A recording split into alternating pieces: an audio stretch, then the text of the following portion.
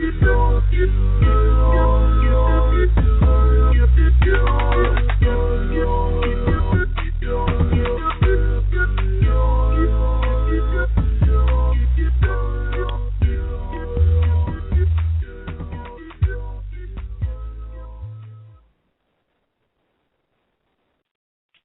love, and light. Welcome to Super Heru Radio. I'm your host, Radio-Aseer, along with my co-host, Selena, the Empress of 10,000 Years, Saga Assad, Amor, you all, Super Heruian. Thank you once again for coming through. That song that you just heard is off the album, DS418, the soundtrack mixtape album, by Team Cordoba, which is comprised of myself and CE10K, that's Selena, the Empress of 10,000 Years. And, again, you can get that right now. You can go to www.thedarkscope418, or you can go to iTunes under Team Cordoba, Cordoba. Yes, that's too. So, yeah, guys, thank you for all the support of all of the work that we've been striving to get out in a timely fashion for you. Thank you, everyone that has been placing orders, and we got out a huge section of them today. So thank you guys for holding us down and not complaining that it took us a while to get back to New York and get back in the swing, but we definitely got that out for you. Also, to any ancestors who may have lost or who may have returned or lost anyone this week or in the past month or in the past couple of months, we definitely want to send you love and light and condolences to that. What else? What we got to get to? So since this new moon has been popping, there's been a lot of stuff coming down and a lot of people literally acting brand new. You know what I'm saying? Is there something wrong? You have to take a look. Oh.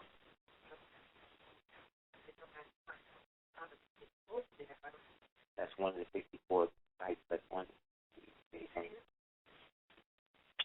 So, yeah, a lot of people have been acting really brand new with a lot of different shit, and you can see it playing out in the mainstream media as always. There's been a lot of, again, clandestine operations going on, as you can tell, really also since the Olympics thing got wound down. Now you're going to start to see a lot of integration of the pseudo-Olympic heroes that got thrust into stardom now be integrated into the quote-unquote Hollywood machine.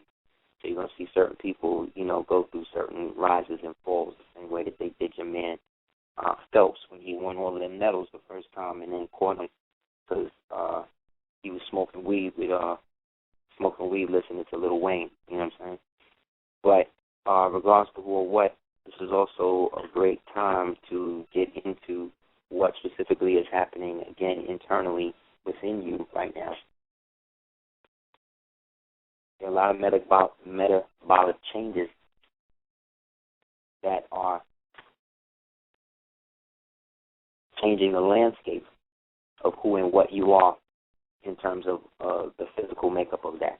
You know what I'm saying? And you may be feeling some of these cosmic changes going on in the body, in the mind, in the spirit, but may be confusing them with other physical occurrences that happen when you again, incarnate into physical density, or I should say third density.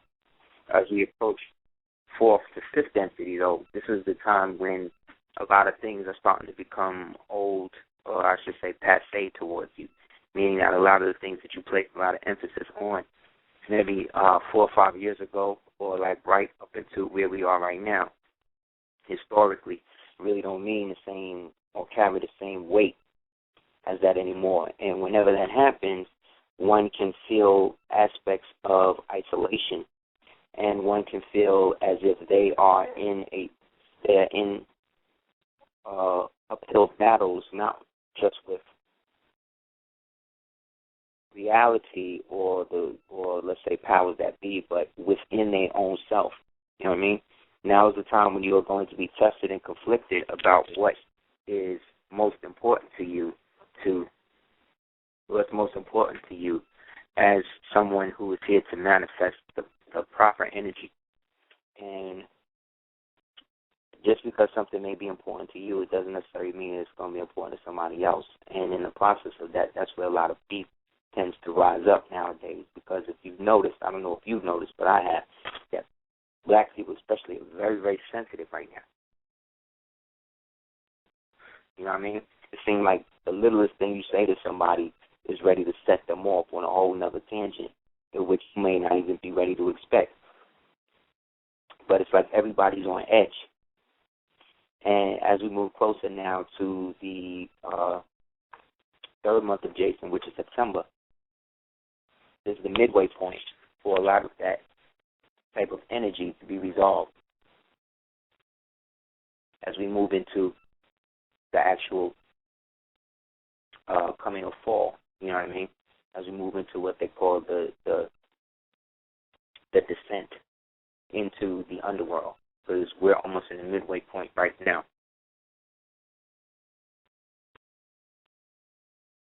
The underworld, though, is not what it used to be, in the context that a lot of energies that have existed in this world to keep you at a certain base knowledge no longer has any limitation on you.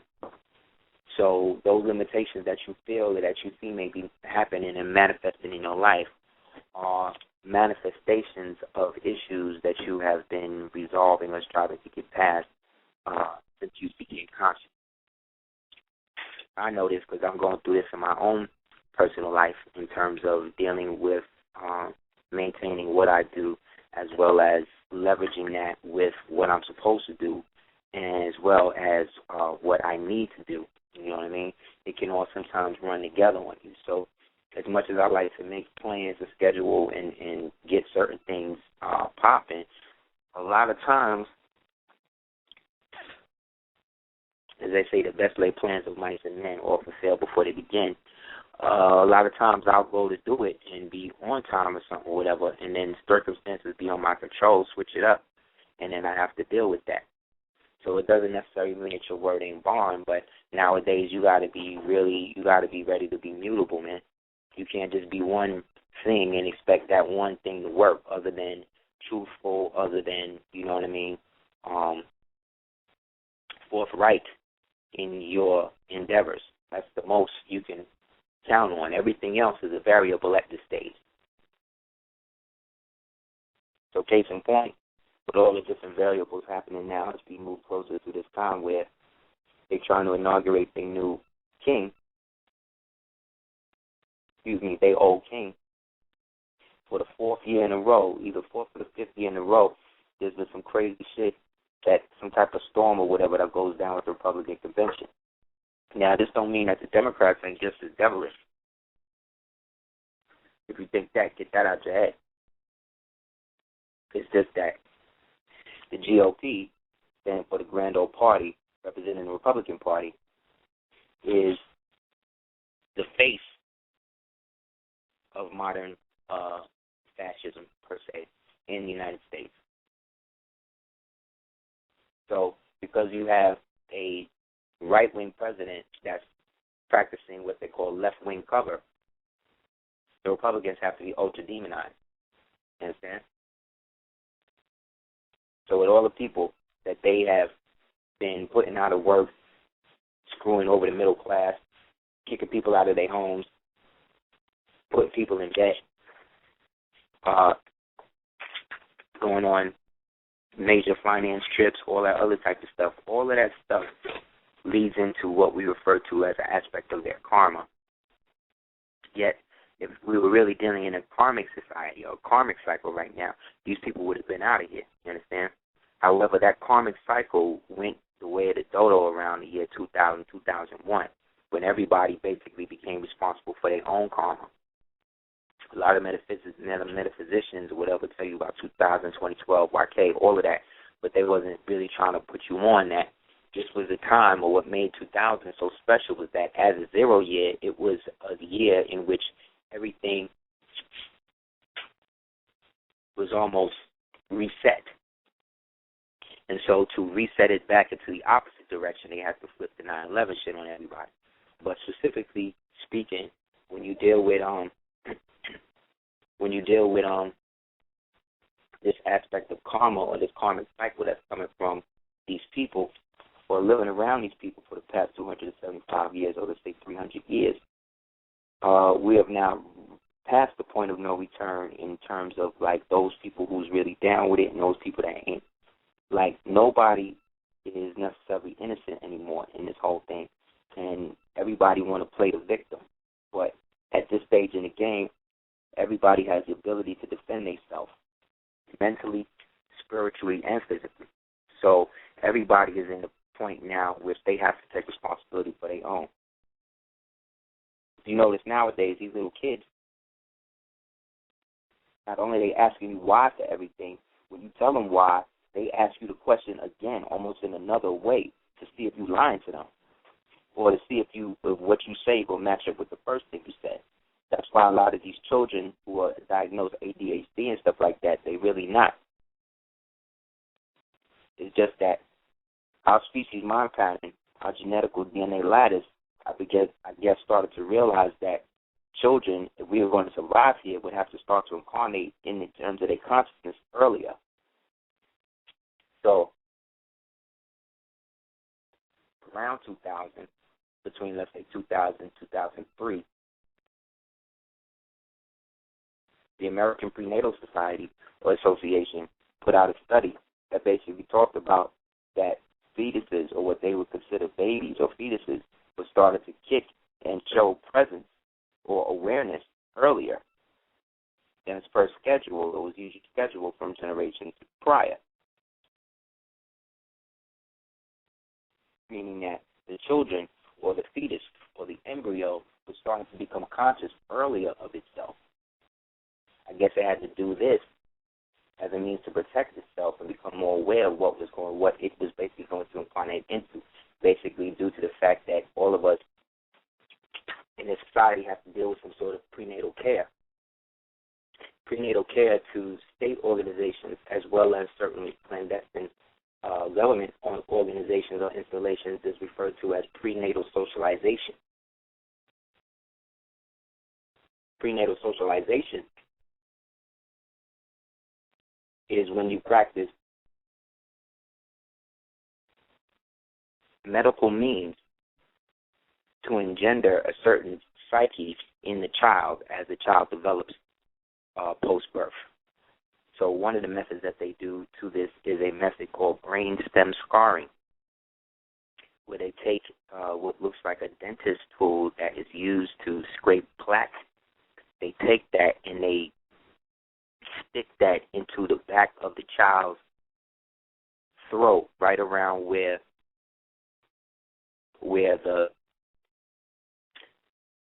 right to the very, very back of the throat, right before you swallow, right where in the upper part of the gum. If you take your tongue and place it into that little divot on the roof of your mouth, right? That divot, or that area within the mouth, is what some occultists refer to as the well of souls. And it's through that area, or in the back of that area, where they used to do rituals in which they used to, again, practice trying to suck the life essence out of the mouth of a specific child or whatever sacrifice they were trying to do. So this practice passes down now through the centuries in the form of this new thing, or in this thing referred to as brainstem scarring, in which allegedly by scraping the back of the back of the throat into what almost reaches where the brainstem is, you are able to somehow aggressively activate certain psychic resonators that may exist within the mind of that host child.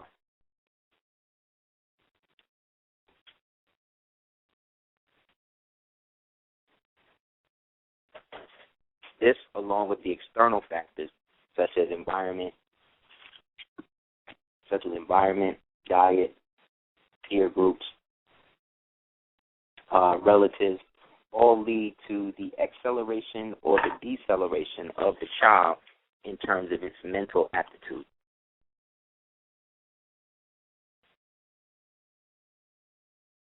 So despite all of the killing and the homosexuality and the jails and the murders and rapes and mass killings and stuff, our birth rate is still pretty high. You know what I'm saying? While theirs has basically leveled out and has been on the same level since about 1984, which is interesting because according to Orwell, that was the calculated end of their civilization. Even though the Honorable Elijah Muhammad, peace be upon him, basically put that out there, that the end of their civilization was in 1914. And ever since then, they've been living on grace periods. But what we have to understand is that in regards to what we know and how organized or disorganized we are, the Creator, meaning the divine will that powers us all, is not going to put any of us in a position of actual power or rulership if we have not found ourselves divinely in accord with a certain aspect of truth. And that truth being, one, the truth of yourself, whatever that is, only you know. And once you understand that truth, you understand your purpose. Most of the issues that we are traveling through and holding us down are based upon us forgetting what our true purpose here is.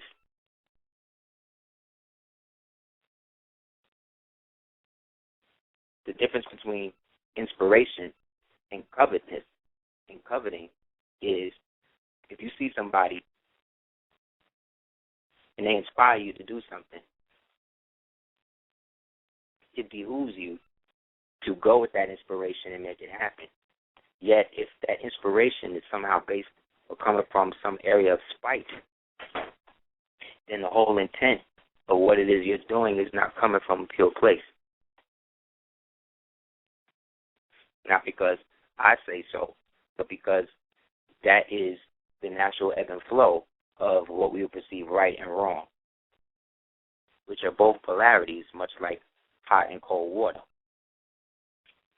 Yet, as Bruce Lee said in the study of Jeet Kune Do, be as water, be as formless and void as water, and you will be of all things, is basically committing to the aspect of you that says that you are already divinely inspired and perfect in your present position. You cannot see that perfection due to the flaws of others that you have internalized as your own. So any real man will tell you, if he fall in love with a certain woman, and that's what she looked like, that's what he loves. So whatever enhancements that she wants to do or not do, right, she will internalize them sometimes, and the more he expresses that he finds her beautiful in her present fashion, the more she needs to hear that from other people. A lot of men suffer from that same syndrome, yet with the woman, it's more internalized, because there's something in us as men that can get to a point where we just cut certain things off.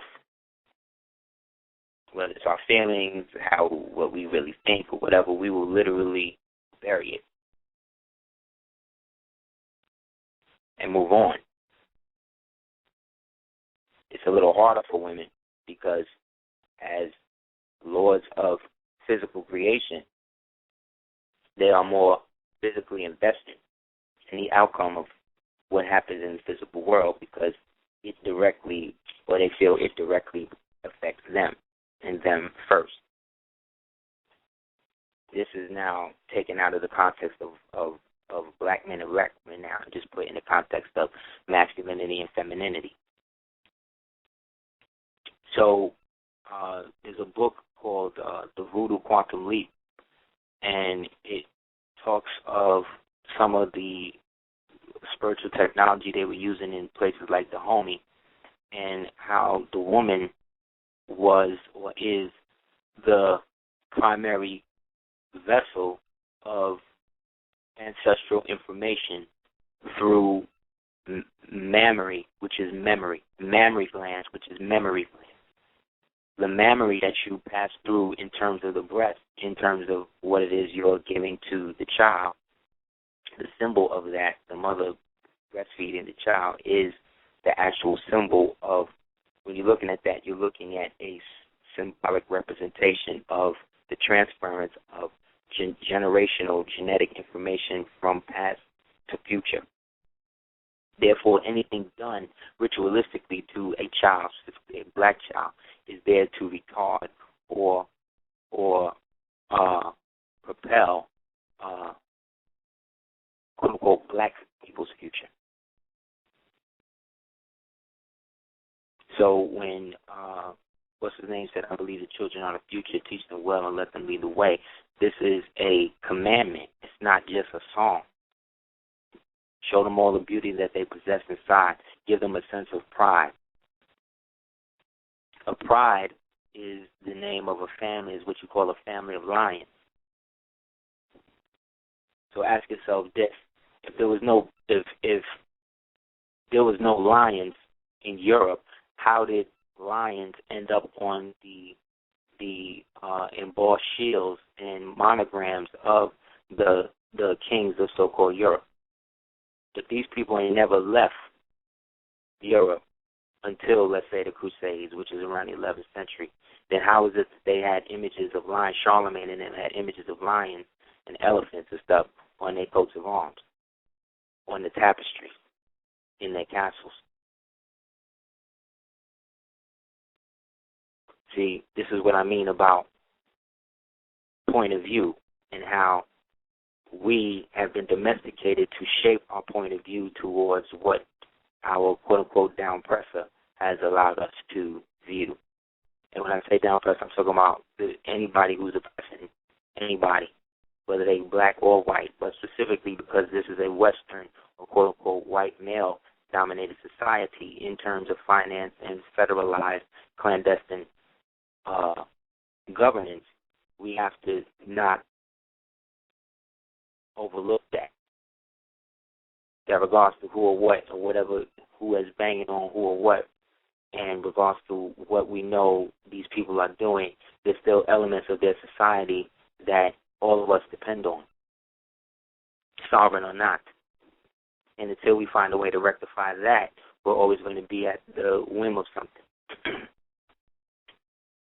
So you can have a community and all that, but if your community don't have its own sufficient water supply and it's receiving an outside supply from something that's down from the state, then that still puts you into a limited liability partnership with the people you're getting the water from. So when we talk about 100% self-sufficient or quote-unquote sovereign, we have to also be realistic with the fact that what that means to us as individuals and how that is being construed to now qualify with some sort of domestic terrorism. This is why they're starting to reorganize the so-called UCC, as we talked about a couple of months ago. And this is also why they've created, or different situations are created to foster or engender people's appetite towards wrath,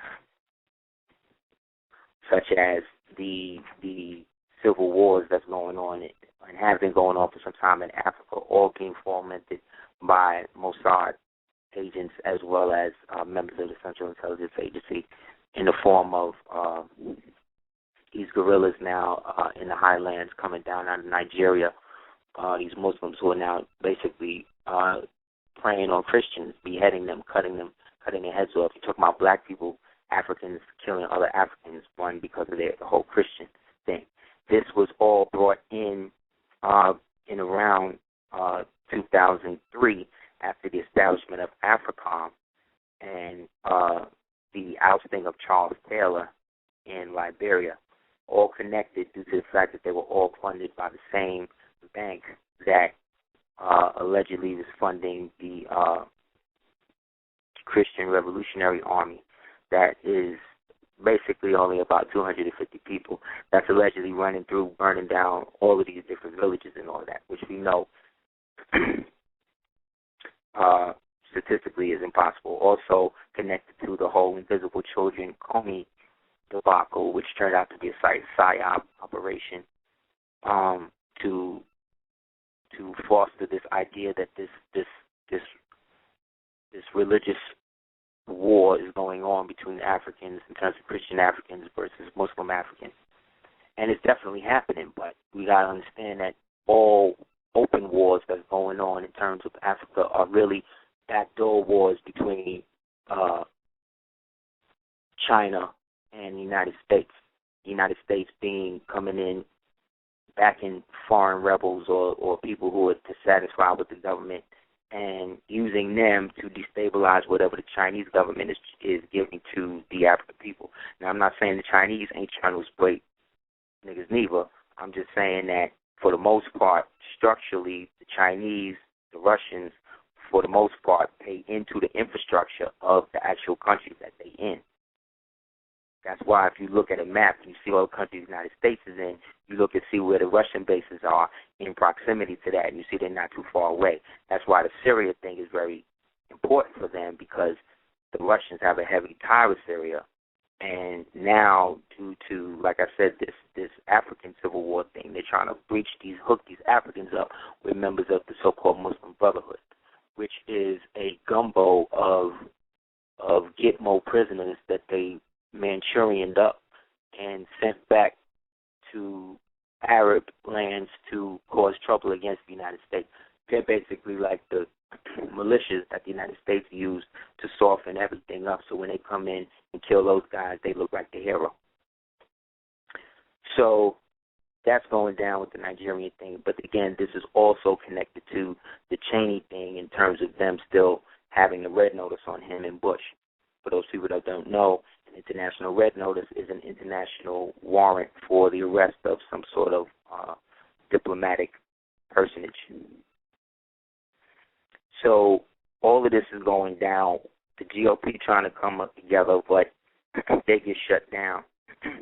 So whatever ritualistically they want to do today, they got to push back to tomorrow. So a lot of people are looking at this in conjunction to the Katrina incident, being that it's about to go up towards New Orleans on the 7th year anniversary of all of those who were massacred in the Katrina attack. Bless the dead to any of those who lost relatives or who were attacked and killed during that horrible situation, as well as any people who are still displaced from that. Just know that that whole situation was connected to what happened in the 90s with the Empress Berenice going over there and showing all of the land that had to be ceded back. That's 68,886 acres. That land, when you superimpose it in terms of what they were supposed to get back, and superimpose that over where the Katrina attack went down, you would see this the same thing. And after the forced dispersal of the people, now the quote-unquote new New Orleans that's being redone by people like Benjamin Button and the rest of them, you know what I'm saying, is now trying to redo time in their image and turn it into, this post-rich international New Orleans. So whether or not they harp on this or not, it's irrelevant at this point, because the obvious rituals in effect in this fact that 7 years later, New Orleans don't really look no different. And that's not trying to diss the people or the city. It's just talking about the establishment and their plans to keep the city, where it is. Keep it real. They ain't rebuild Watts. This parts of Brooklyn. Up until very recently, but they ain't do nothing with. So while that's going on, you have black women out of their own pocket coming up with food, trying to feed the children in Philadelphia area. Big up to Philadelphia. And the judge then now try to fine her $600 a day if she out there feeding the children. Now, there's more to it than that, but essentially I'm giving you the raw aspect of what it is. There's a black woman out there, and she's trying to feed people, literally black children, and there's a Jewish judge who is cock-blocking and is trying to find her money to keep her from doing it, saying that they need to go to the school and get the prison food that they're giving the children, or the bodega or whatever else. So, again, madness, right? Yet Oprah ain't doing no special on that. See what I'm saying? Wanda Sykes, Latifah, none of these chicks ain't talking about that. See what I'm saying? Because they don't care about that. Because in their mind, they got foundations that they go to every once in a while and show their face and feel like they actually contributed to the non-delinquency of minors right after they come from videos where they handcuffed and bonded and all types of shit. You know what I'm saying? So, again, we're talking about perception versus justification. So as we move further, we've got 9 shooting victims that's been shot in front of the Empire State Building. Everybody looking for the Oswald, the lone gunman. It turns out, coincidence, it's the police out there shooting everybody. Just like they said in the mass shooting in the movie theater. It was the police in there shooting everybody. Just like they said in the Columbine shooting. It was the police in there shooting everybody. Just like I said in Waco, it was the police setting the fires and setting people on fire, burning up the building and shooting the children. They said it's police doing this. Go online and look at the timeline of police uniforms. Look at for where they started to where they are now. Look at the police right now. They're straight up military. They're straight up military. Yet it's domestic.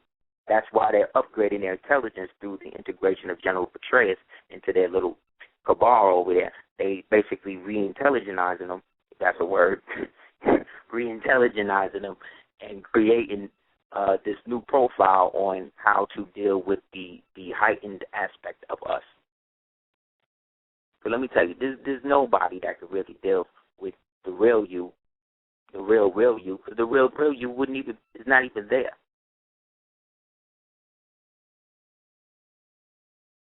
These are just obstacles that are created in third density as we move closer into the fourth and moving into the fourth or the fifth world where we can fully actualize what it is we are experiencing.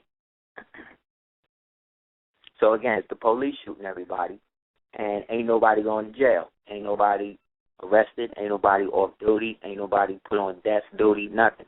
You know what I mean? But at the same time, you got this whole thing going down with the Facebook, where members of the Marines was checking this dude's Facebook page and seeing that he was talking reckless about. Well, they perceived that he was talking reckless. He was actually quoting founding fathers as attitudes towards revolution and civil war, and they construed that he was on some domestic terrorist shit because he had just came home from Iraq. So they through his Facebook page forwarded that to the FBI. The FBI came and just shut on me down. You know what I mean? It's their own soldiers, Marine dudes, so they got him. Then right after that, the other dude was on TV talking reckless about the Civil War. This dude, Thomas Hurd, was on TV talking about how if this dude get elected again, he's going to basically formally dismantle the United States in the old fashion, and basically that's why he got to do the war with Syria and all of that, because he needs to get all the American troops out of America so that way he can bring the UN troops, which is what we've been saying here on Super Heru Radio from the beginning. You know what I'm saying? But, you know, when the white man say, you know, everybody's like E.F. Hutton, everybody perk up. So he go on the TV and say all of this. So, you know, people's really hot. Because they're not hot because he's saying it. They hot because it's not really just the opportune moment for them to be saying all of that. You know what I'm saying? It's like they're on their own schedule, so they got to keep this thing on a certain kilter. You know what I mean? They can't rock the boat too early to people had too early to, what's going down. So they tried to shut both of these dudes down in the same week, which shows you that they can't really, when I say they, I'm talking about anybody that's trying to conceal the truth now. They can't really conceal it like that, especially if it's at the detriment of you or your family, because the spirit of the truth is dominant. It's out there. It's loose through the streets. So, like, at any moment, as soon as somebody starts telling lies or shit, you just hear it in your mind, like, oh, this person, he lying. You know what I mean? Like, you just know. And if you can really get in tune with that, it beats a lie detector all the hell.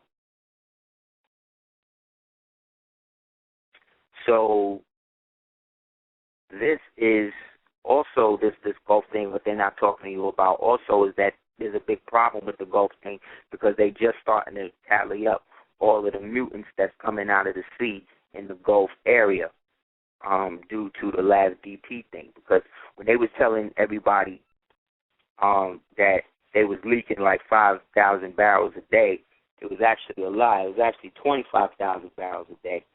You know what I mean? And it may have been more than that. Based upon the last whistleblower, the last CEO who just left, he just dropped D on him, and basically says about 25,000 barrels a day, which really, if you break that down into like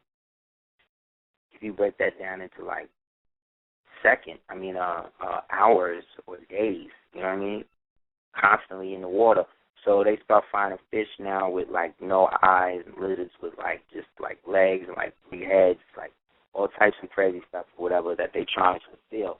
So FEMA got a little base down there right in the Gulf that they use to get all of these things and to studying these things and trying to find, what they could do to deal with it. So right when they're doing this, now the storm is coming through, which is going to displace most of the ones that they have or sequestered in a certain area.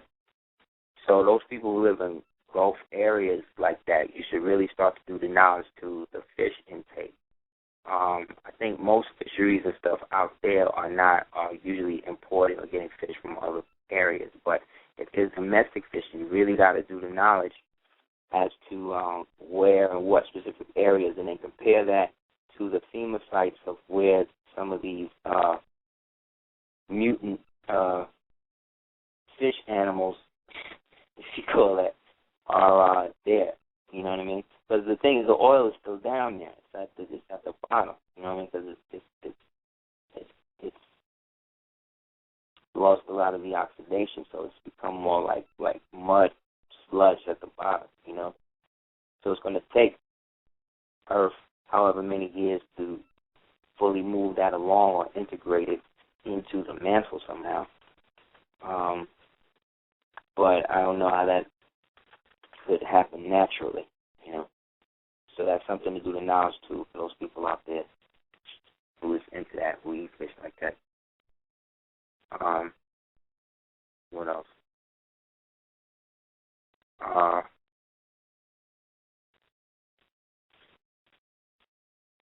The rash of killings that you've been seeing of like black women killing their babies for like real stupid reasons now is now becoming almost like an epidemic.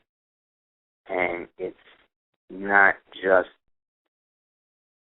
these people just don't go crazy. It's not like these people just snap one day. You know what I mean? Like, I've been with my son every day since he's been born straight, because we haven't had, we haven't been blessed with grandparents and stuff like that. So, in that, you can't, there's been times where, you really feel like snapping, but as the same individual, you know what I mean, you get your SHIT together and, be the better parent or the better person. So when you see these melanated people just haul off killing their kids like that, there's an aspect of themselves that, one, is so cowardly that they'd rather kill the children than kill themselves, but two, is, again, trying to destroy an aspect of what they see as their future. You understand?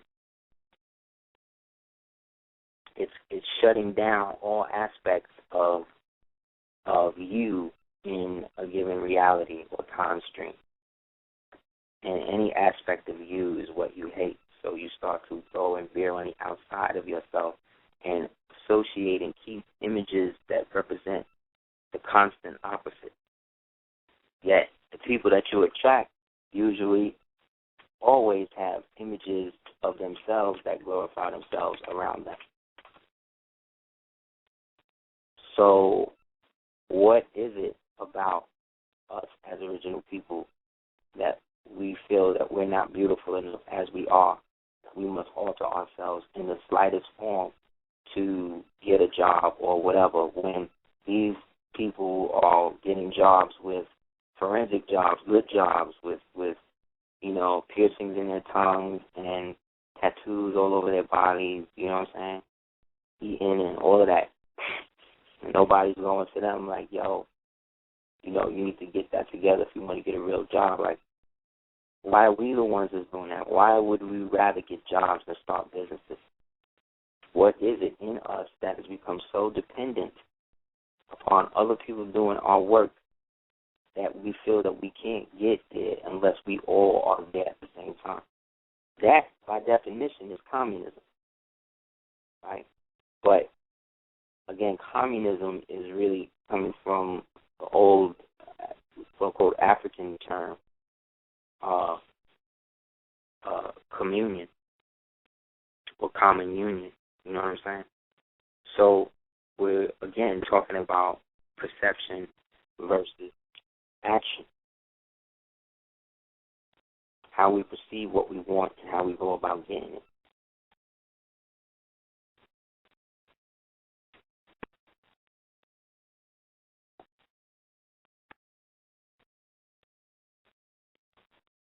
So as much as I'm into, or we should all be into, working together, we need to work together with those of us that want to do that. You can't force people to want to work towards the goal. If they don't have it within their own body and their own spirit to want to get there with you, then you gotta get there regardless. And it's not negative for you not to associate or be a part of things like that. Because especially when you're not trying to stop the other person from doing what it is they feel they need to do. Malcolm and Martin were both basically talking the same thing. You know what I mean? Both basically came from the same beginnings, really. Just that, Malcolm slang dope, you know what I mean, Tim hoes. But Martin Luther King, snorted dope and bone hoes. So, you know what I'm saying? You know what I mean? So it is what it is. But some people have put these men to such a high regard above themselves even, and are holding up ideologies towards these individuals of which we forget that they were still men, who both, unfortunately, were a part of situations that got them caught up based upon the affiliations that they chose to make to gain power.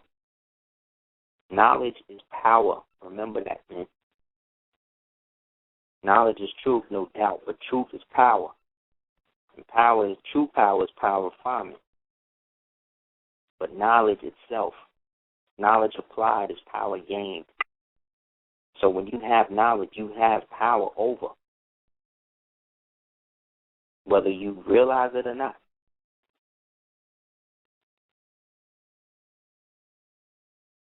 And people will live it, will do the knowledge, will see you as powerful based upon how it is. But what makes the knowledge true to you in that, able to use that power, is to work, to be worthy of it.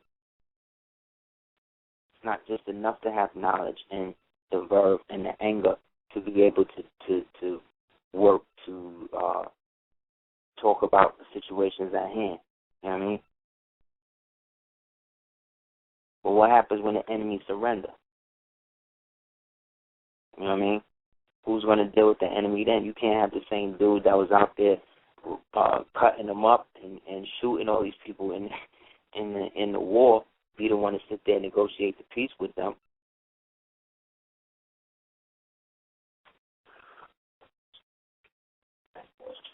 You have different people for different things, and different organizational matters within the mind frame of men and the interworkings of human civilization on a whole is what allows us to move into the future, because it's the choices and the movements that come from the choices that make the future what it's supposed to be. Yet we never know what it is unless we make the damn choice. So you see, it's a quantum. It's a quantum entanglement. It's a tetrahedron of redundancy. You can't not get knowledge and then act like you don't know. So you can't not find out what let's say perm and lace fronts is doing to women's minds as well as their bodies, and what cork and stuff like that is doing to what it is they're injected into their bodies. You can't find out about all of that and then act like that's not you. You can't. But all of that catch up.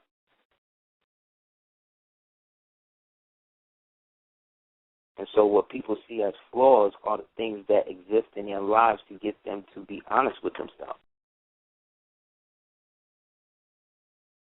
I'm never going to be, at one point in my life, when I was coming up, people used to treat me like I was short. And then one day, I realized that I was probably never going to be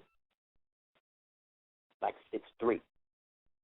So I need to be secure with who I am now. You know what I mean? And people stopped calling me shorty after that. You know what I mean? It wasn't nothing that I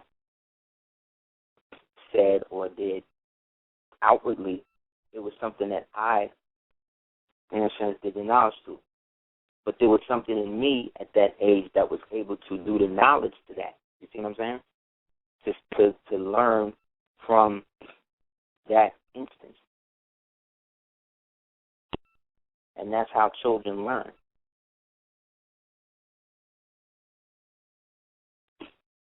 They learn by they know what not to do. Or what I'm seeing is that they learn what not to do, not by you telling them what not to do, but by them seeing what happens when they do it.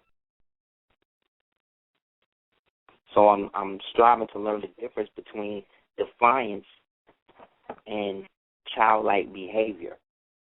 Because at this point in the game, I don't have anybody to gauge our progress with him too, in a sense, due to the fact that he is not. Get out of more.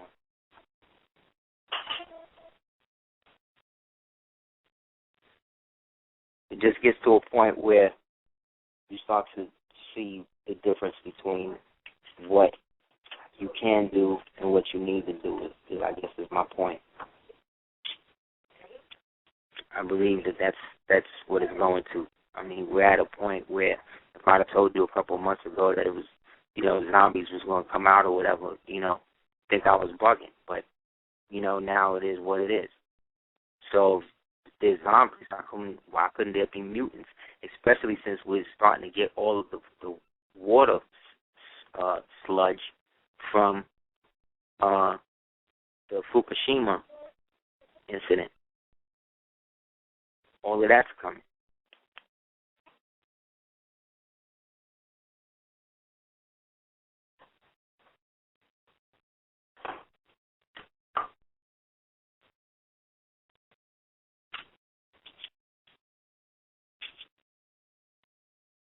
It's always what it's going to be, man.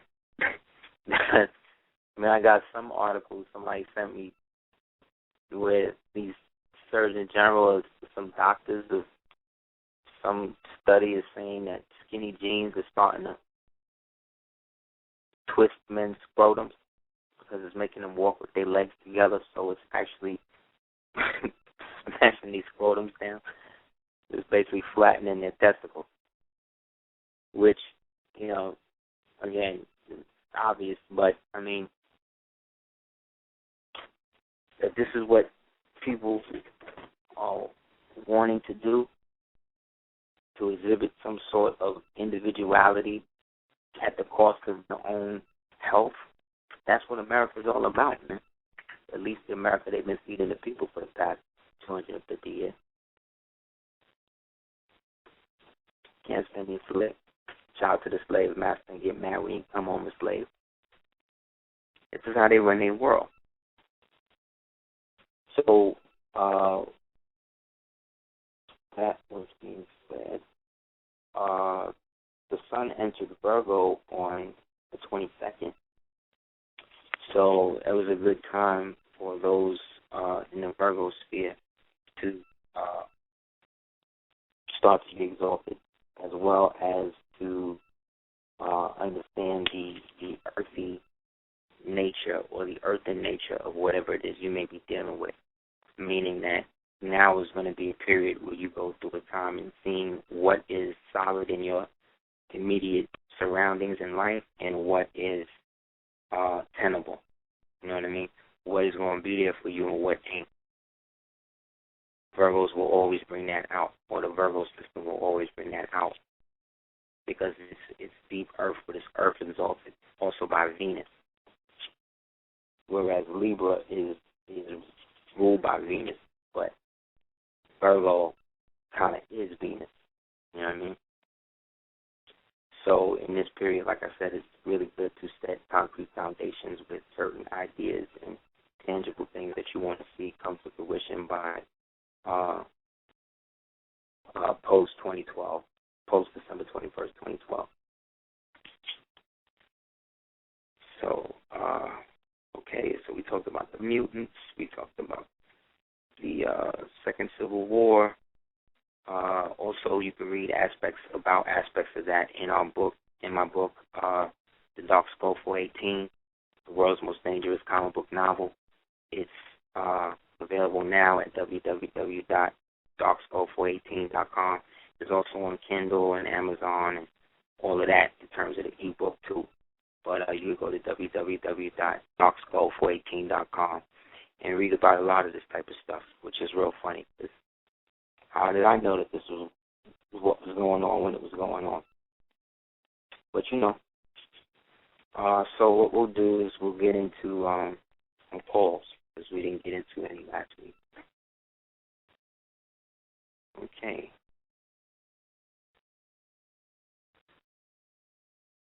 Let's see. Got 321. You want to do Heru Radio? Yeah, how you doing, brother? How you doing? King, how you doing? Peace, King, how you doing?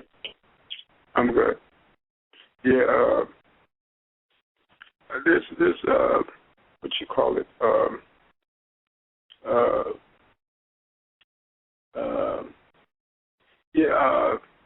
I think there's a lot of ancestral connection between the land of New Orleans and Haiti. I would like to know your point of view on that, because between New Orleans and Haiti. Yeah, because a lot of the original indigenous people were taken there as prisoners of war to that region. A lot of them, because a lot of people think those people came from Africa, when really a lot of people, those people were taken from Washita. That's right. That's right. It was a connection between New Orleans or you know, the Moundia, which is the territories and lands around New Orleans all the way up into northern Canada, and Haiti, which is Haiti, as well as Gaul, which is France, as well as Canaan, which is also Canada, through the people they call Arcadians, who are really Cajuns, which are really Moriscos, who spoke French, and native dialects. You know what I'm saying? They all basically kind of work together out of one sphere of influence, the Franciscan side, and then the Spanish, quote-unquote, Moorish side was the side that was still dealing with a lot of the piratism that eventually led to that whole abolitionist movement to free all of those white people from slavery. Yeah, indeed, definitely. Because that's one of the things that I've been noticing is that ancestral connection. Because a lot because during the time in which Haiti was getting its freedom, there was an extensive amount of people that could have chosen to stay on the island, that could have migrated to Florida, because Florida is closer to Haiti than New Orleans, but for some reason they migrated to no other region but that Louisiana territory region. You know what I'm saying? And that is also the spiritual center of the country. Just like New York is the brain, New Orleans and that area right in there is the mystic areas of it. Just like the Midwest is like the breadbasket, and then like the West is like people see as like freedom, like a whole nother new way of life. That's how the country is kind of broken up. So spiritually, there's this ancestral connection, but the white abolitionist movement, spearheaded by Frederick Douglass, was used to, on one hand, recruit free, quote-unquote, Moors into the Union Army, as well as create the way to convince noble Moors to free those Caucasian slaves in their employ. You know what I'm saying? Because there were generational, quote-unquote, Caucasian people. So let's say black people was in bondage over here for, let's say 300 some odd years. That is no way in comparison to how long these people that we could talk about as Caucasian people up until, let's say, 1945 was really in bondage. You know what I mean? It was always being sold and all of that. Them serfs that you see in all the movies, that's them. If I had land and you had land and you sold me the land and they was on the land, they went with the land. They didn't have no rights. They didn't have no rights until Tsar Nicholas freed them on January 1st, the same day that Lincoln over here put out the Emancipation Proclamation, and then brought all of them over here as slaves under the term immigrant. Put them in the army, got them to get rid of us off the land, and then start renting the land that they kicked us up on to them. And they've been there ever since. That's why when you trace these people's families back, they only go back to 150, maybe 200 years to when they got the land, the changeover.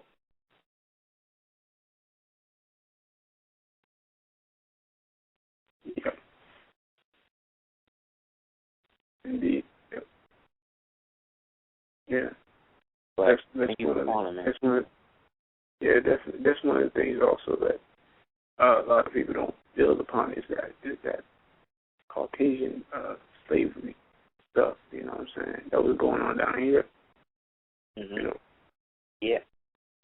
We was doing to them what you see the Hollywood people do to the black babies nowadays, just in reverse. We was the ones with all the money, and every so often you see one of us with one of them. We used to call them favorites. And then when they came into power from all of our shortcomings, they started to do the same thing. Just, if anything, to keep that type of presence around them to somehow justify their position in living in a house that's not theirs.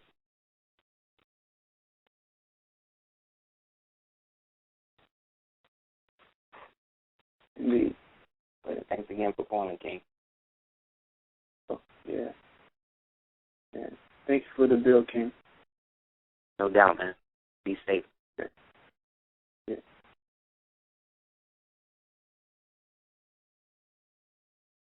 424.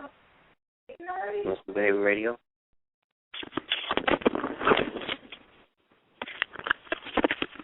Hey, peace. What's going on, brother? Peace, King. How you doing? I'm doing all right, man. It's Rasan. Hey, peace, King. What's going on? Man? Yes, sir. Man, I'm sorry, man. What did you say? It's good to hear from you. Yes, sir, man. Same here, man. We just chilling, man. Me and the wife. You know what I mean? Just giving you a shout out, brother. Hope all is well with you. Peace to her as well. Yes, sir. Yes, sir. Yeah, man. Just man, you going in tonight? Going in tonight on a whole lot of stuff. I'm sitting here as we speak. I'm checking out this Indiana Jones. Which one? That Crystal Skull. The last one I did. Yeah, the one where you find out this nigga was a CIA agent working with the Russians. Right. Yeah, exactly. They kind of going in on like the technology too. With the it seems like they're going in on the pineal gland. Yeah, man. See, the thing about the Russians is that they're restrictive socially, but they're more free with like ideas and shit. So they would try. So they had stuff working like in the 40s that the Americans didn't really get going to until the 50s. But by the 50s, most of the Russian stuff had been, or by the 60s, most of the Russian stuff had been used up, and they didn't have enough bread to put more money into it, and they couldn't let the United States know that they didn't have that. So what they would do is paint all of this shit to make it look good. You know what I'm saying? Yeah. But they followed through with the psychic shit and got real far with it. A couple of years ago, there was this whole thing that went down with these Russian prostitutes that got busted in New York. And they were called Blue Star spies. And the Blue Star project, KGB project in Russia, was them taking kids and brainstem scarring them at birth and then monitoring them in terms of psychic shit and then sending them over here as sex slaves to seduce senators and stuff. So these chicks that they were caught from that was basically a part of this whole shit, allegedly. Right. You know what? They went in on that too in the it's funny that you mentioned that. In the second season of The Wire, a lot of people slept on that second season. When you know what I'm saying, when the cat was breaking down how the basically how the dope get in, you know what I'm saying, through like the shit. Yeah. I mean, it was mainly focused on, in Baltimore, like on the East Coast. Exactly. But just like on the main cat that they called the Greek, he was pretty much connected with the CIA and these cats because they thought he was an asset. You know what I'm saying? But at the same time, they were flipping the dope, also flipping up the women with the prostitution. You know what I'm saying? How they was coming in like on the docks. Right. Because the white women, some of them are straight prostitutes, but like they sell the white women on the market in the industrial sex clubs and shit like that in Eastern Europe because there's no government over there. So they do it like in the movie Taken, right? Like that, and like in Hostel. Okay, I didn't see Hostel. Yeah, that was like a snuff film, but essentially you see the kids basically running everything, extorting everybody and all that. Little kids too, like 10, 11. You know what I mean? Right, but that's right. Because after the fall of the wall and all of that, CIA and them promised all of them to create a hedge for the Russian mobs and all of that to get in, and in exchange they would give them secrets. But to do that, they would have to get rid of the Italian mob. And so this is when the whole run on Gotti and all of that stuff went down, which then opened up the market for the Russian dudes to come in there. And then with the whole sex slave thing set it up. But just like with the Nazi program, they be giving these dudes like limited autonomy. You know what I mean? So they be letting these niggas just do what they want to do. You know what I mean? So like, you don't go in a Russian tea room unless you know what I mean, you try to make a deal. Like, it's not a place for people who are not in that whole Russian prison, mob things you really get into, because they be on that Turk shit. You know what I mean? Right, right. So the United States is kind of scared of them, kind of. And plus, most of the information has already been out anyway, due to them selling all of the parts and all of that after the Russian Federation went down. So by the time it got reorganized through Putin, all of that excess money had already been taken out of the country. So in that, a lot of these dudes started to become part of the American infrastructure, getting into politics and all of that. So a lot of these politicians with Russian names and shit, a lot of these niggas is down with it. Right. Now let me ask you this, man. Is that how the cat that's hooked up with the Brooklyn shit, the Brooklyn Nets, the niggas that Jay-Z down with, the cat that owned the Nets, is he tied into that shit? Yeah. He a big time Russian nigga. Yes. Perfect. Exactly. Okay. Because let's keep it real, he probably never had no real interest in it anyway. They just used him as a doormat to get everybody down with it, so that way once they got in, they could just wipe their feet on him, give him a little money, and keep it moving. And he'll do, obligated to do however many concerts for them in this whole situation. And then it becomes, swept under the rug, just like the whole thing with him and Nas and the water thing in Africa. How that whole thing got swept under the rug, where they was trying to charge these things with human slavery and shit by working with barbers. Oh, is that right? Yeah, and working in destabilizing some sort of. But this is the part that's not on MTV News and all of that. So it is what it is. But most of these dudes is just patsies with it anyway. They don't really have no real power. You know what I mean? Nah, right, exactly. No, they really ain't doing nothing. You know what I'm saying? Matter of fact, everything that they're doing is backfiring on them. Yeah. We're really just talking about them in the abstract. And not even really, they're like placeholders for agendas, more so than individual human beings at this point. And that's what happens when you become part of the public psyche to a degree.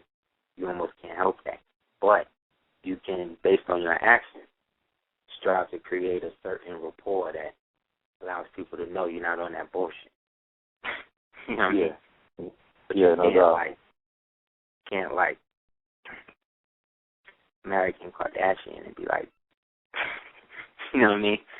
I'm real. You know what I mean? Like, you know what I mean? Right. Like, you know what I mean? Like, you deal with even with stuff like that, man, is that like, you know what I'm saying? You see, like, basically, she's just pretty much a high-priced toss-up, or like these cats get, like, is that for them to achieve some kind of, like, status? I mean, what these niggas shooting for? You know what I'm saying? Not that I really care, but it just seemed like, it's like, it seemed like to me, like these niggas is getting told to do shit like that. Like, you got to get with this one, partner. You know what I mean?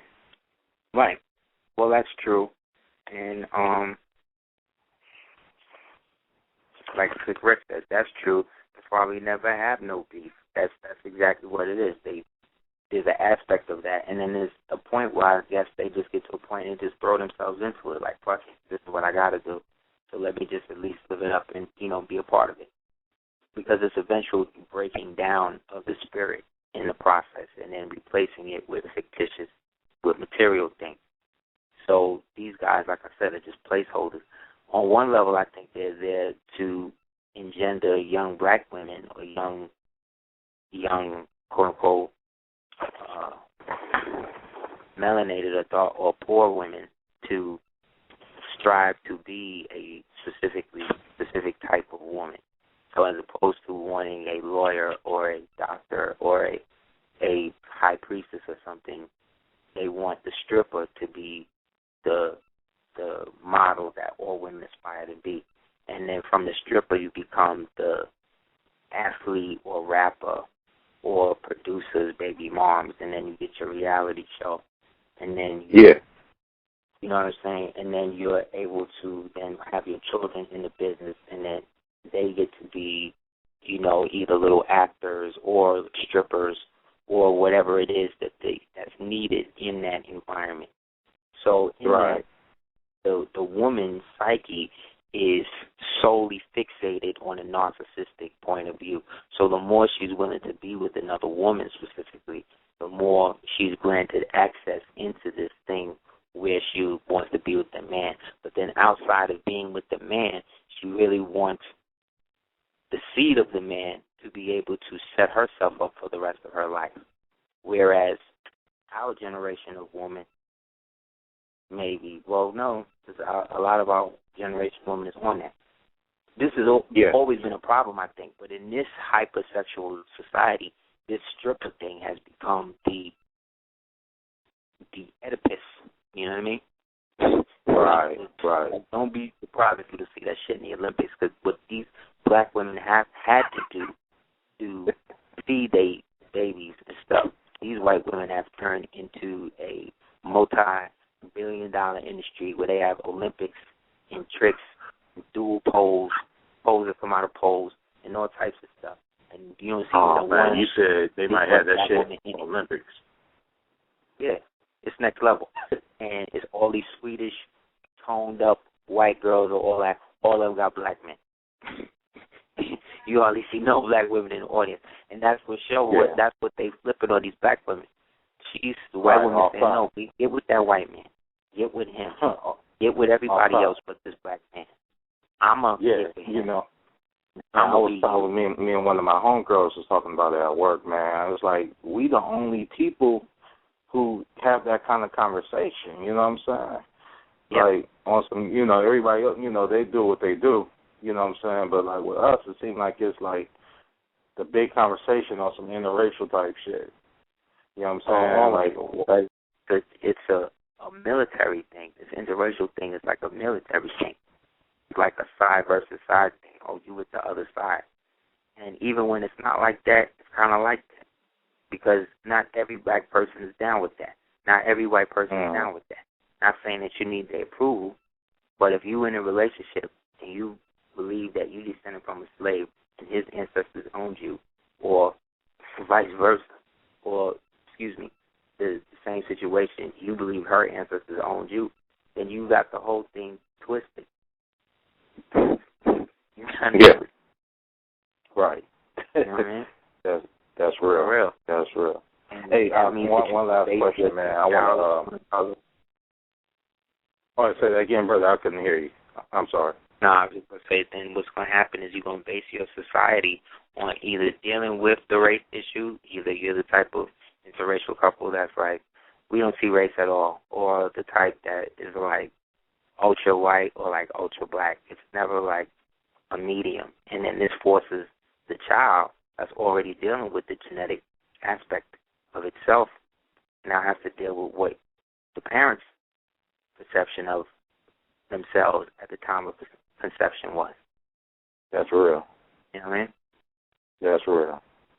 So it's mainly focused on the seed, really, or the outcome or the result that's produced within the seed, the child. The future. You know what I mean? Right. Future. It would be one thing if both people entered into it from the perspective of knowing who they are, really who they are, genetically who they are. But most people don't know that in basic relationships. You know what I mean? So at that, you know what I mean? But it's just that when you get to an evolved state, you got to be real where you at. You either believe the whole y'all thing was real or you don't. You can't believe parts of it was real and then some of it wasn't. It's either really happened or it didn't. And even when you say it really happened, we're saying this from a perspective of an idealized version to make sense out of the very literal worldly perception that we are the worst. That can't be true if we produce such beautiful things. Right. Definitely. Yes, sir. Somebody's stealing from the bottom of the deck. It's not us. Exactly. Shit. You know what I'm saying? We got the last pick of the litter. Got the last pick on the deck. Actually. You know? For real, man. You know. That's real. Hey, brother, one quick last question, man, because I know you want to get to other callers. In terms of, like, looking at the star systems and the astrology, I had a brother tell me, he said basically when you're looking at the zodiac, you're basically looking at Allah's handwriting in the universe. You know what I mean? And, you know, I really don't have too much, you know, just like a little understanding of that. Can you guys just go in on the basics on how to read that, but really from the perspective of understanding the Creator, understanding Allah? Well, in the sense that if you connect a lot of the star constellations and you compare them to, let's say, Arabic or certain forms of writing, cuneiform or like phonetic, you'll see similar shapes. You know what I mean? So everything above is below and so forth and so on. So the handwriting of Allah in the form of, my understanding of what that means is the correspondence between how, let's say, a hieroglyph or a shape in the universe of something like Taurus, which is also Hathor, right? Which is also the sacred cow in Hindu religion and stuff, is all basically like image-wise and put into context by our symbolic understanding of how all of that correlates to one thing. Because essentially with this understanding, we are talking about how everything that we see is symbolic of something else, and how the deeper we go into understanding that thing, it always goes back to the Creator, which is us symbolically and this, let's say, species mind pattern or humanity's oversoul in general. You know what I mean? Right. So everything symbolically is an aspect of us, even when we talk about, you know what I'm saying, Heru and Anpu and Anubis and all the you know what I'm saying, it's really about us. It's not, you know what I'm saying. I think where we went wrong at a certain point in our history was when we started worshiping. Yes. You know what I'm saying? These things. You know what I'm saying? Started looking at it as something other than us, as a representation of this understanding of, or of what the beings that helped usher in this understanding left themselves to look like. Because there's also that too. You know what I mean? Like, you went through many forms, like you see in that Crystal Skull movie. You know, the skull is, you know, part of the alien. But the crystal skull, the elongated head, is how the royal family looked in Almana, which was the Akhentan dynasty. A lot of metaphysicians nowadays don't really like him. Just like back in the days, they didn't really like him based upon his introduction of the Aten and the understanding of the one. The one. That's the Latin, you know what I'm saying, the Tawheed. Exactly.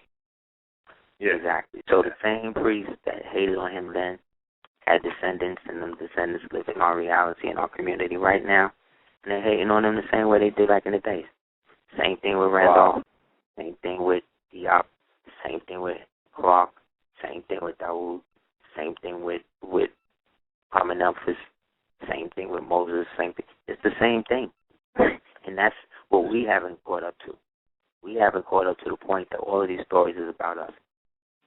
Because we have been made to believe that nothing is relevant to us.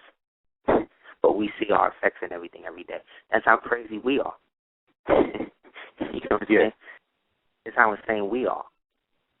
We're so crazy. Exactly.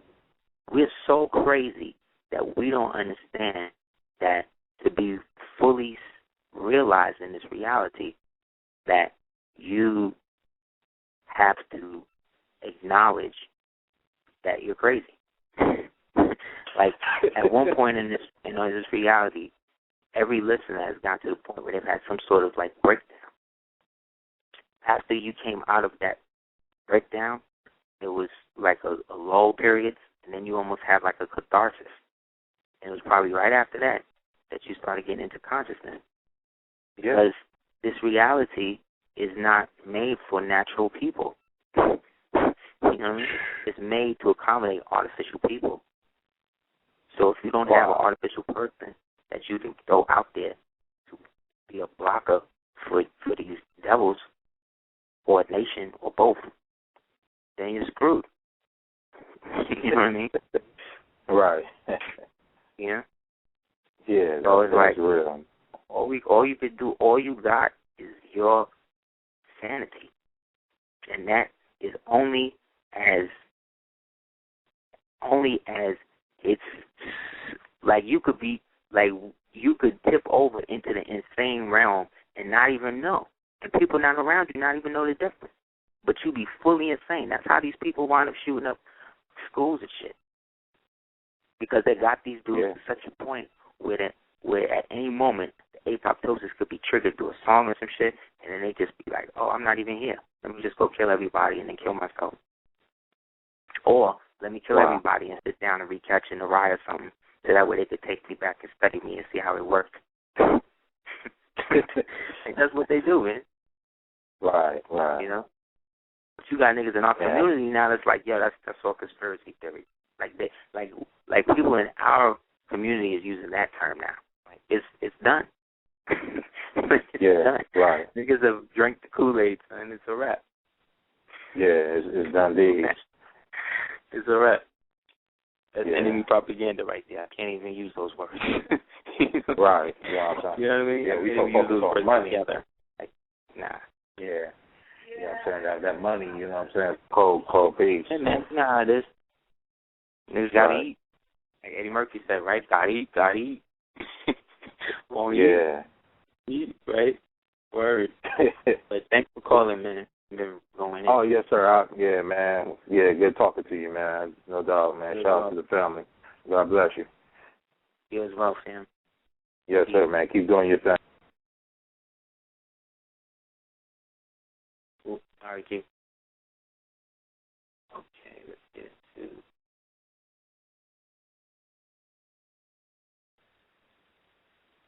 510 on Superhero Radio. Yes, can you give me your definition of meditation? Of meditation? Yeah. Did you say of meditation? I'm sorry. Yes, meditation, sir. Yes, meditation. Yeah. Meditation, to me, is getting in tune with oneself in a position where you practice active listening, you know? I don't necessarily feel that you have to be in a lotus position or totally isolated to do that. A good walk in a botanic garden can be a form of meditation. You know what I'm saying? A good dinner. You know what I'm saying? With a loved one. With a loved one or something like that. A hobby. You know what I'm saying? Where you're creating stuff like that. It's just okay. I really appreciate it. Thank you. No doubt, man. Thank you. Okay. Take care, bro. You too, man. Peace.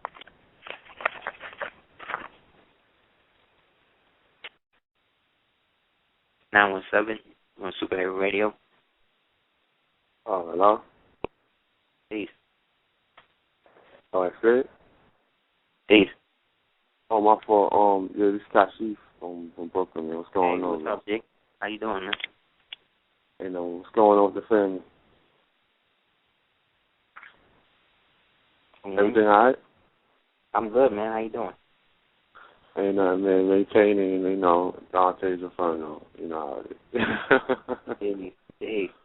Indeed, man. But, yeah, I just had, 2 questions. I was surprised I got on, actually, so I was surprised. But, I got back, some results from African Ancestry. What's your take on these companies? Because I was doing a knowledge on this dude, his name is Rick Kittles. Mm-hmm. And he's into all that Kappa, Alpha, you know, all that kind of thing, that Greek sorority. And from my results, my name is in all capital letters, because, you know, we all know that's corporation. But I put the what I'm trying to say is this: what's the how? Because when you're on this frequency, it's like they do little subtle things that mess things up, or we don't know, or you know, little subtle things that they just mess things up. So viable or how thorough is this company? That's from what you understand. I'm just trying to see if they can be trusted. and yeah. Well, so I'm looking at some of the people's faces and their eyes, and I gotta look at things like that too. I'm not crazy, so I just take everything No, you're not into crazy. consideration. No, you're not crazy. No, you just gotta look at it from a bird's eye view sometimes. You know what I mean? It's like, instead of going in there seeing how the location is, how you gonna adjust the location, go in there looking at it like how the location is gonna adjust to you. You know what I mean? Look at who's standoffish with you, and look at who is supportive. Look at the people who are more supportive than others, and look at the people who it takes time for you to meet. Yeah, what I noticed, man, with this whole mortgage thing and everything, like, we can do it all ourselves, honestly, but it's kind of like, it's a lot of work. That's why I noticed that real soon. Like, I've been dealing with this since I was 19. It's a lot of individual work. You got to be strong individual first. Right. That's what I think. You got to be really strong. Like, we represent a very small amount of people, very small. When I look at the people that I know, I go on the website for the people that know law. It's like 100,000 people. We live in a federal corporation, which is plenty of people. I mean, like, and like 100,000? Are you serious? Like, so you have 100,000 people that only know that they live in the government. They got Social Security, they got all these different things, and they don't know where it's coming from. They don't have no understanding of anything. This is what's going on. This is what's going on. That's what's going on. So I'm not crazy because y'all getting all these benefits and all these things, but y'all know y'all in the government, but then y'all telling somebody to go to the army and the military. Like, what type of shit is that? Yeah, but that's our people only do stuff for money. Once you control the money, like the only Moors group that do that is the Mexican Moors. That's a very big with our people, money. Once you control that and you can make that, then what are they going to say now? Oh, yeah, I got money now. It's all good now. Everybody getting paid, right? Exactly, right? But, right. That's what I just say, man. But no, you're right. You're right, but you always got to separate the sheep from the goat. Because in that 100,000 that know law, only 50,000 know law well enough to be able to do anything about it. And then of that 50,000, only about 20,000 are capable enough to do so. No criminal record or nothing. And then of that 20,000, only about 10,000 is going to be able to get through. And of that 10,000, only 5,000 to 4,000 is going to be able to get some type of restitution. And of that 4,000 that get the restitution, only 2,000 or 1,500 is going to be allowed to actually live with the shit. So what does that really say? It really says that the loss of what you know is who knows what you know and how can they manipulate that by the people who don't. And that's the aspect of the war that we're not dealing with, because everybody at the top of our society in the black elite is an informant. And that's what we're not dealing with. Everybody on that TV in some way is going to inform on you because they're willing to do certain shit to be on TV. The only way you can get on there is by doing it all yourself. And then even when you do that, when you get to a point, you got to understand how to ride the wave of what it is you got. You got to retain everything you're doing. Because if any aspect gets leaked out, that becomes the point where they all try to come in. So in your situation, so long as you sign all rights reserved on anything you got to sign and don't join nothing that you don't feel spirit-wise you need to be into, get your money, man. Don't get caught up in the bullshit unless your intuition tell you that there's some bullshit going around. Yeah, that's it. Let me tell you one thing. Until then, go into the operation like it's going to open up and give you what you want. This is still a good life. Yeah. And yo, you still should enjoy it. Yo, I just now finished reading After Death and Disembodiment of Man. Excellent, excellent book. Yeah. Like, that's one of the best I've read in my life. That book is awesome. Man, this guy's amazing, man. Like, this guy, Pastor Baveno, is amazing.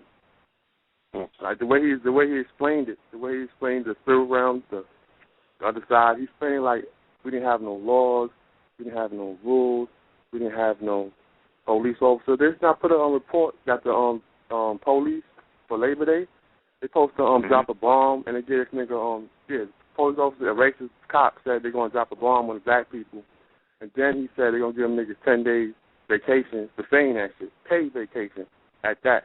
That's right. Saying that shit. Like, these kids, like, son. That's right. Because this is how they be living, son. I was on a train with Michael Bloomberg in 10th grade. I was right next to the nigga. We had a newspaper with security guard on the 3 train, son. Right next to Bloomberg and the other devil right across the thing, a little black devil. Always a Freemason. Always a Mason, too. Going back into the little lodge. That's right. That's how they do, son. I met that nigga Andy Weiner. That nigga Weiner who got into the sex scandal by texting his penis to some type of co-ed aide or something. Anyway, I met this nigga when he was campaigning for his position. And he was supposed to get a seat, but he had to take a back seat in order for Obama to get in somehow. And that's how he got promoted to whatever his ill position was. But because this nigga was a sexual deviant, this nigga wound up playing himself years later. But I remember when I saw him campaign on the street, I'm like, yo, you know, I used to see him on the block in Park Slope on his bike. So I seen him campaign. I'm like, yo, you trying to get into politics, huh? He was like, yeah, well, you know, I'm into politics. I said, your father or somebody's in politics? He said, well, you know, my grandfather. I was like, oh, okay. So he's like, oh, well, why do you say that? I'm like, oh, well, you know, I know how y'all people do.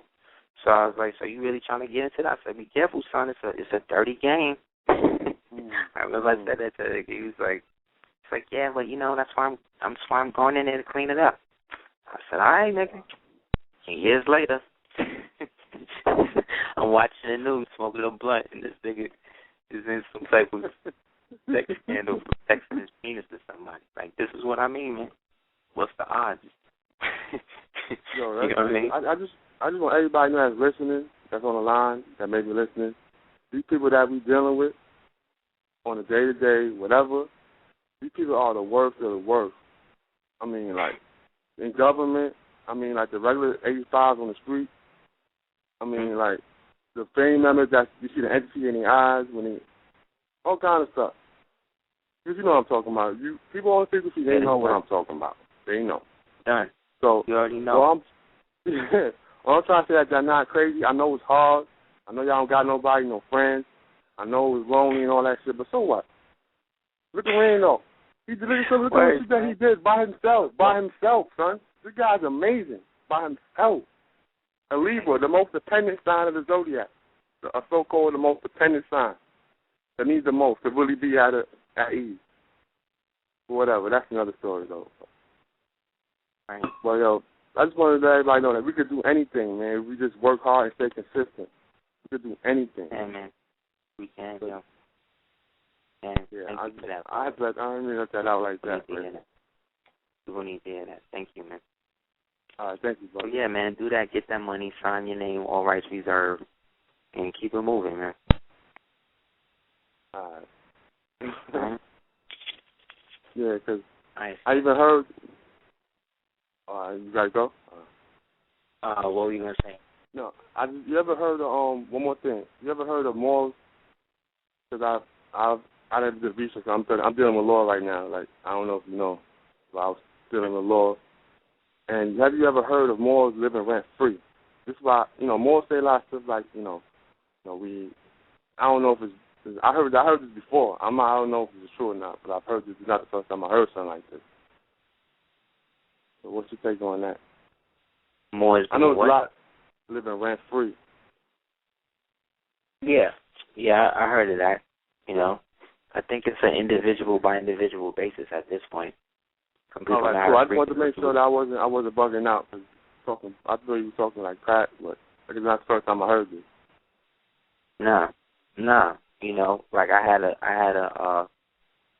lived like that for like a couple of years, and that was cool. However, you know, different places you got to do different things. Some places I could freak shit, some places I couldn't. But instead of trying to always make it a position or always trying to put somebody on protesting situations, I would weigh what I could do and what it is I couldn't do based upon the situation. So it's like that with everything else. You know what I mean? But, yeah, it is possible, especially if you confiscate the crib. But you just got to be careful now. It's upon all of the city's eminent domain laws now that they're trying to put to take people's property. Well, peace to Selena and your son and the family. Thank you, man. I always listen, but I know you're here for me in a minute, but you know sometimes you gotta do that. You know what I mean? When you gotta do that, especially on this frequency. But peace to everybody, your family, and everything like that. Keep on the wonderful work. I listen, and you appreciate it, and thank you. Thank you, King. Peace.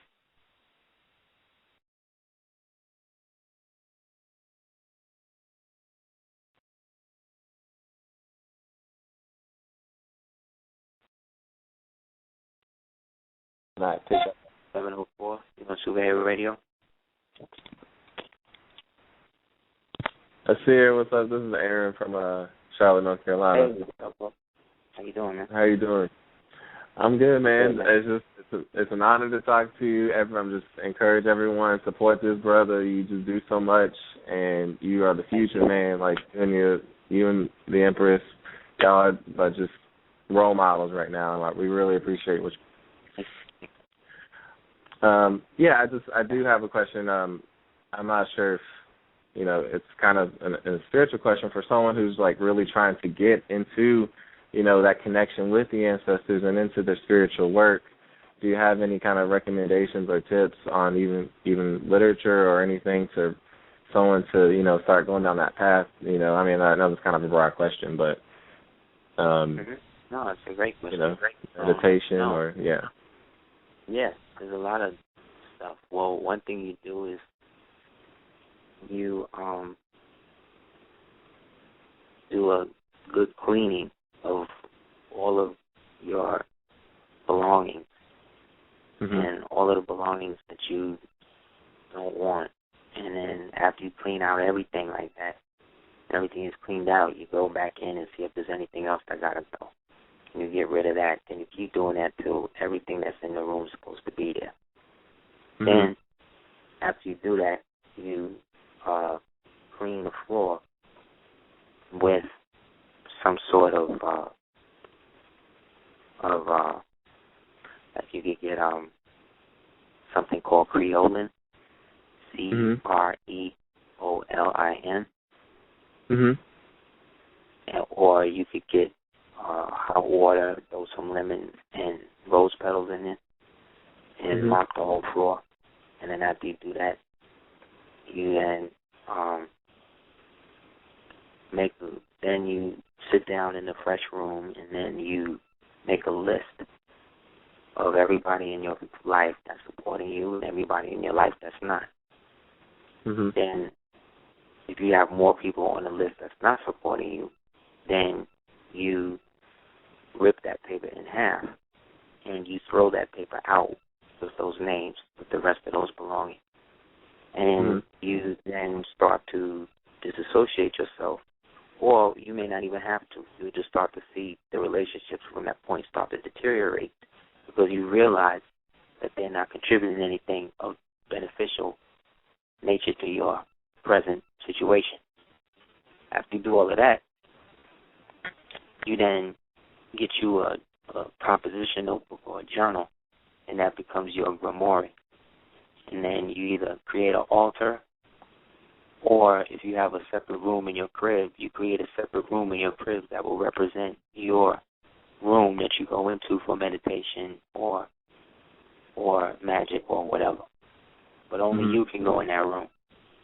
Only people who you let in that room can go in that room from that point on.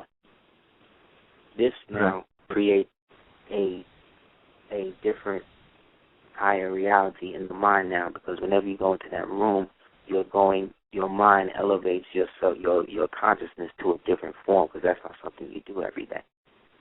That's the purpose of doing spiritual or ritualistic type of things, is because it takes the mind out of the mundane experience of what it does in the day-to-day. It starts to reason higher spiritual faculties of the mind and intersect with the soul, and that soul then of creation. So you creating this space in your space dedicated to that will create the energy for you to build up whatever you build in that room. You know what I'm saying? It's almost like your spiritual laboratory. It's actually a symbol of your pineal gland. So if you can imagine, every time you go into that room, you're going into your pineal gland. When you have dreams and you do that, you see what I'm saying? You're linking up both realities. Wow. You know what I'm saying? So this becomes a format for you to actively deal with your spirituality without having to necessarily be caught up. So whatever you put in that room then is what you're putting in your pineal gland to focus on. See what I'm saying? So you want to put things like royal blue fabric or paint or whatever in the room, or, you know what I'm saying? Or that's where your altar is or whatever. And you get other stuff, like on my website, I sell brick dust or onyx eggs, things like that you can use to then help protect the space and things like that once you set it up. Okay. Yeah. That's perfect. I've done some of those things too, so I guess I'm heading in the right direction. Thank you so much. You see what I'm saying? So that's what I mean. How it works. Definitely. Well, right. Well, I'll let you get to some other people, but I just got the album. It's great, and I'm just waiting for the book to come, and I'm excited for you guys, and I definitely believe and support everything you do, and hopefully we'll work together one day in the future, and I don't know what that will be. Sooner than later, bro. Sooner than later. Yeah. What? I appreciate it, man. And when you read it, man, email me at darkskull418.com. There's a section called the Dark Skull Adventure Society. You can type tell me what you think about it. Okay. Definitely. I'm excited, man. All right. Well, you take care. Some love to the family, and have a good night. Peace to you too, King. Peace. Peace.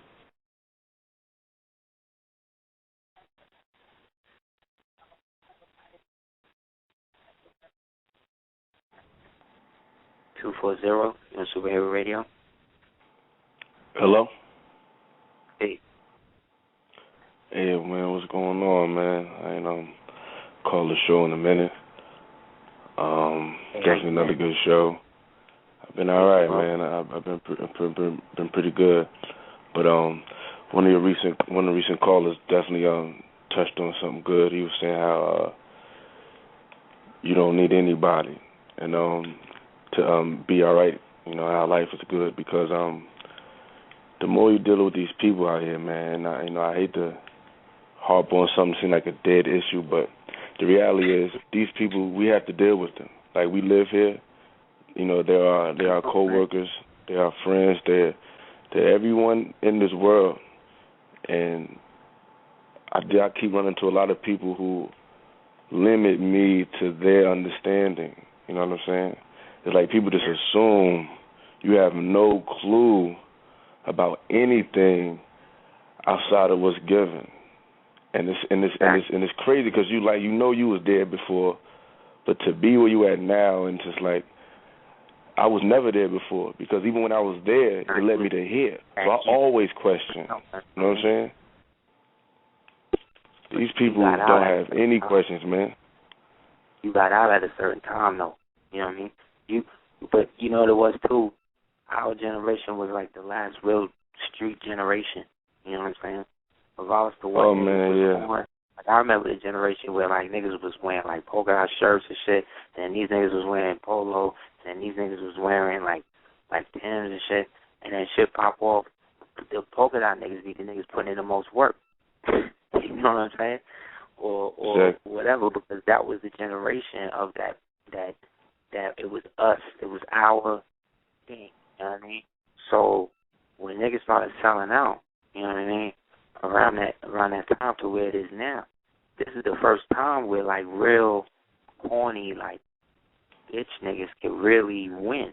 Or like real whores, like real open. Oh man, it's so real. It's so real, and it's sad because at the end of the day, learning this information and application to it, it's beyond.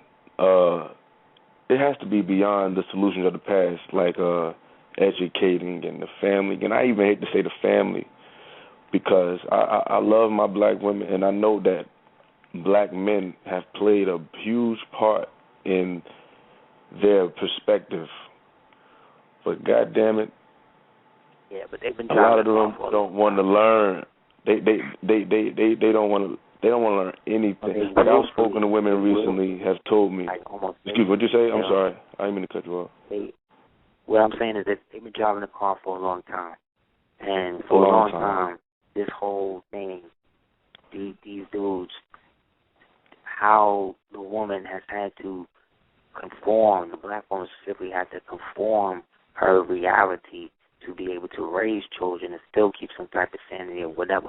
She's had to make certain sacrifices and adjustments and agreements just to exist in a society like that, because she really in it more than us. We in it, but we not really in it. She really in it. So she bought into all of that shit. You know what I'm saying? She bought into all of that. You know what I mean? Working girl, you can do it on your own shit. She is now seeing the effects of that, and I think it's starting to drive a lot of black women crazy. But they can't. But black women have a problem sometimes of admitting when they're wrong about certain things. I'm not saying all black women. I'm just saying that a lot of black women that we see on these TV shows and these fucking soap operas, these Tyler Perry things, they all act the same. And then all these young black women is watching that, so they acting like that. So. And it's funny. It's funny how not even to cut you off, but it's funny how, you know, black men. It's well, I speak for myself. My thirst for knowledge came from obstacles in my life, and it seems like the more they go through, it should make you have a thirst for the solution, and I don't think that's what they want. They don't want a solution. You got to remember, a woman will sacrifice her sanity for security. You know what I mean? She'll sacrifice her well-being to make sure that her children and herself get fed. You know what I mean? A man won't do that. We'll just leave. You know what I mean? So there's a different psychology at play, too, and how it is they step to her.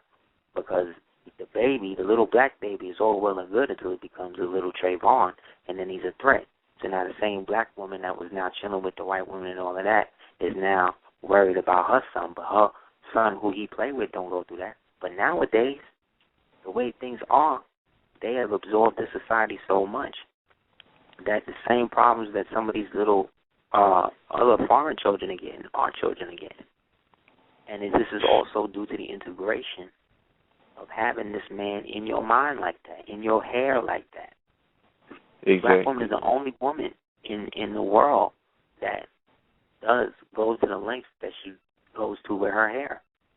In the grips of exactly, and it's exactly, and it's like I'm a heterosexual male. I want a woman. Like, you know what I mean? No matter what I go through, you're gonna want to be with a black woman. But they're not. But they are somewhere else, man. Like, and I hate to say it. A lot of black women are still angry. A lot of black women have been sexually abused by their mother's boyfriends and shit like that. You know what I mean? By their mother not being there, by their mother leaving them with their grandmother, by their mother being extra strict and forced on them, because the mother had to occupy a masculine perspective just to be able to give the child some sort of balance. And some women couldn't do it, broke down, let the child do whatever. So then when the baby turned up 17 pregnant, 15 pregnant, it's a problem in our generation. But in this generation, they create the Teen Mom show with all little white girls, and it's all good. Why? Because they created a movie called Juno, which is based on a goddess who is also happens to be the goddess of fertility, right? Who happens to be this little white girl who also played in a movie called Hard Candy, where she was seducing a nigga to kill him because he was a pedophile. So the reality in all of this, or the thread that ties all of that together, is the abuse of the feminine principle and the willingness of the woman to almost embrace that aspect of herself, to the point now where more women are going to strip clubs than men. That's, oh my God, I don't even like going there. You know what I'm saying? Like, I don't even like going, and I know so many girls who want to invite me, just like I know way more men, regardless of what they did in the past. I see a lot more young men that want to be with in a relationship, committed one, than women. Women that you should work yourself to be is a stripper. This is what it is. All of the records is about loving a stripper, but there ain't no records about loving a woman. There's only records about loving a stripper. So these men who are all passing around the same woman are now impregnating these women and now trying to have babies with them and thinking, what? Exactly. This is the model of femininity. Now, I'm not saying you can't be, as a stripper, you can't be spiritually evolved, but guess what? If you was, you wouldn't be doing that. You wouldn't be a stripper. So all I'm saying is be real with yourself. Get you some sort of Anubis deity or some type of Kali deity. Set up a little altar in your fucking locker or something. Do something to protect yourself while you up in there. That's shielded by some darkness, because that place breeds a certain entity, and that entity follows you, and it passes through all them dollars. You know what I'm saying? Every one of them dollars is a soul and a broken promise that one of these women is trying to fulfill. Yeah, they're rather look for something that's not out here, like what you said earlier about the guys not even street. These girls don't realize that, because I think this is the first era of street cats, or cats that want to delve into streets and gangs and hustling, that necessarily don't have to. And these, I come from the era where my cousin or whoever, their mother really was on drugs, and their father really was gone for life. So they really had to hustle. So these new cats, it's like they don't have any of these things. They just they're defining black and manhood as going through this hood rite of passage. And then you got niggas like DJ Khaled who think they do something for the hood because of their perception of black people. Like, I hate that bastard. How he says, "Oh, I do this for the hood." Like, people don't understand the science when this Arab man is saying these things. They really think, based on how we behave in America, that this street thing is being real and keeping it real or beneficial somehow. And they push that. And it's like, these dudes it's not from the street. Of course it is. Of course it is. But these women, man, you try to bring this to them, man. This is what Scarface said. He said, I'll tell you this, man. He said, if anybody's still in the streets, is working for them people, because that shit is played out, man. You know what I'm saying? It got to be. It's real. We can't. Anybody that's really from the street in the first place. Yeah, go ahead. I'm sorry. Done. It's done.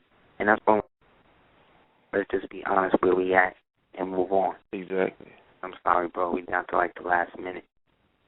Definitely, man. It's all love, man. I'm definitely looking forward to purchasing that book by Friday or next Friday. I know it's amazing, and keep doing what you're doing, man. Thank you. Love it like this.